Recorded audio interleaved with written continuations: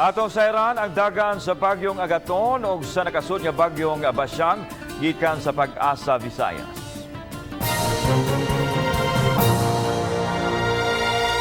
Ngayong hapon mga kapuso, ano ato pinaka-latest update may tungod sa duha ka bagyo nga atong gimonitor. Si Tropical Depression Agaton nga may international name na Miggy, ana kining mahimutang sa kayitaan sa Lorente, Eastern Samar. Doon na kini dalang hangin na doon sa sentro, nga mabot og 45 km per hour o gustiness na dili mo sobra og 75 km per hour.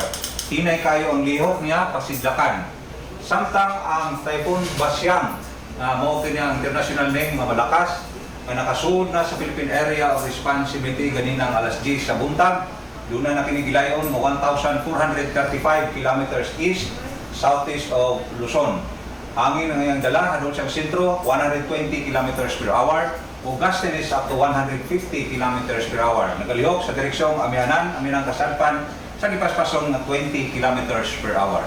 Tungalan ng latest na kalabuan ni Tropical Depression Agaton, nabawasan na ang mga areas na gipaubos sa Tropical Cyclone Wind Signal number 1, nagpabilin sa Eastern Samar, Northern Samar, Biliran, Leyte, Southern Leyte, Camotes Island, lakip na ang Dinagat Islands. Kining mga naasoy nga lugar nga under signal number 1, makasinati kini kusog nga hangin 30 to 60 km per hour o delikado gyapon ang kadagatan nga giabusuhan nato nga tanang sa kinang pagdagat mga musod o pagawas na ng mga lugar nga under signal number 1 ginadili ang paglawig.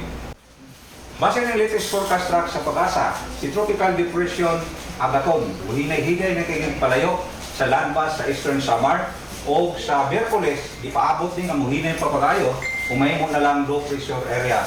Samtang si Typhoon Basyang, dili din magdugay sa Philippine Area of Responsibility, di paabot ko nga mugawas Miyerkules, diin niyang higopon ng low pressure area, palayo sa nasod, pagawas sa Philippine Area of Responsibility. Para sa dugang detalye, may mong bisita sa atong official website. Ikan na rin sa butang sa Pag-asa Mactan, Pag-asa Visayas, DOST, Alkiblat, Amping mga kapuso.